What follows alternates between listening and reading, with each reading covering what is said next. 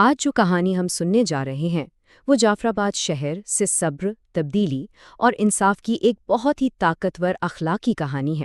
یہ ہمیں سکھاتی ہے کہ انسان کا اصل امتحان یا تو مشکل میں ہوتا ہے یا پھر دولت ملنے پر۔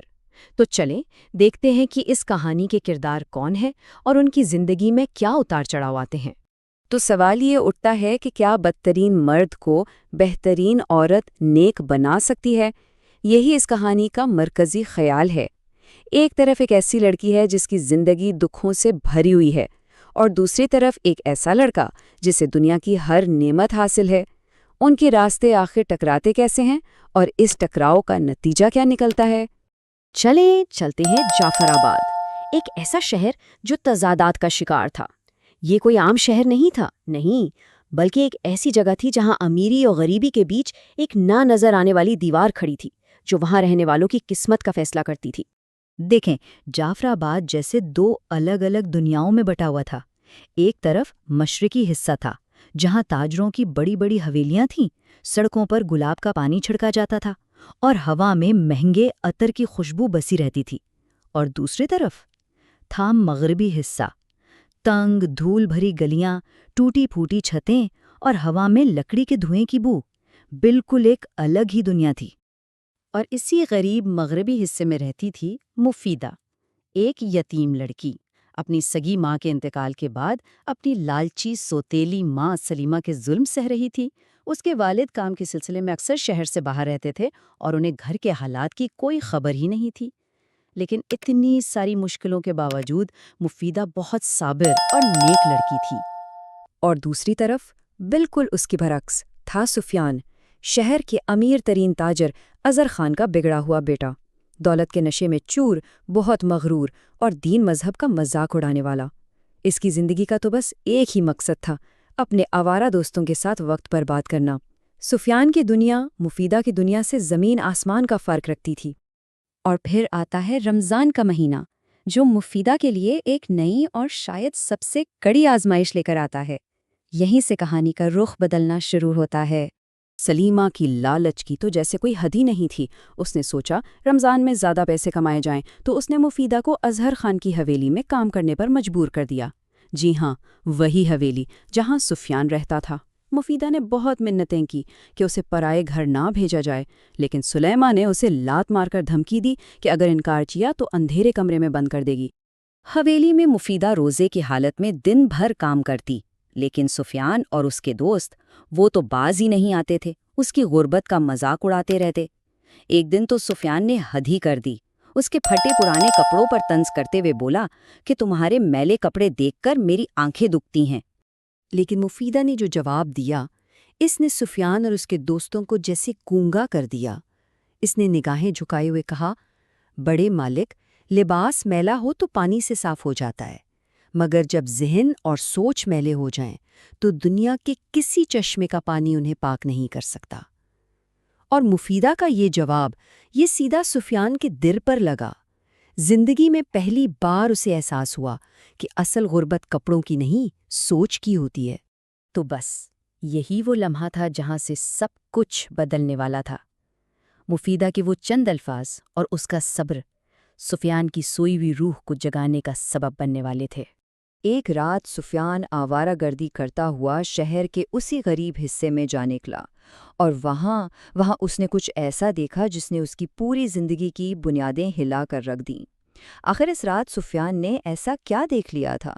سفیان نے ایک کچے سے مکان سے ایک عورت کی چیخوں کی آواز سنی۔ جب وہ تھوڑا قریب گیا اور دروازے کی درار سے اندر جھانکا تو جو منظر اس نے دیکھا اس کے قدم وہیں جم گئے۔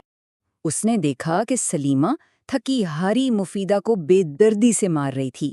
وہ اس کے بال کھینچ رہی تھیں، اسے لاتیں مار رہی تھیں، اور کیوں؟ صرف اس لیے کہ وہ اس دن اپنی تنخواہ گھر نہیں لائی تھی۔ سفیان، جس نے تو اپنی ماں کو کبھی اونچی آواز میں بات کرتے نہیں سنا تھا، یہ منظر دیکھ کر سکتے میں آ گیا۔ یہ خوفناک حقیقت دیکھ کر سفیان جیسے اندر سے ہل گیا۔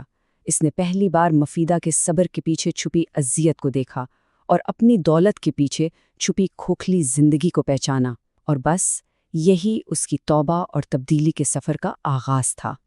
اور یہ تبدیلی صرف سوچ کی حد تک نہیں رہی، نہیں، اس نے عمل بھی کیا۔ اگلے ہی دن اس نے اپنے دوستوں کو موسیدہ کا مذاق اڑانے سے سختی سے روک دیا۔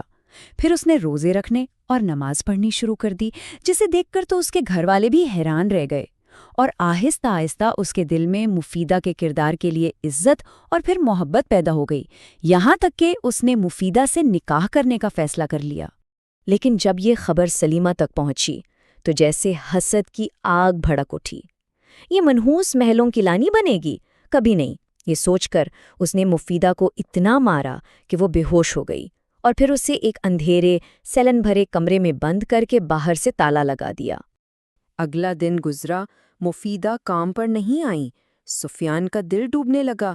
جب دوسرے دن دوپہر تک بھی وہ نہ پہنچی تو سفیان بدترین خدشات کے ساتھ اس کے گھر کی طرف بھاگا۔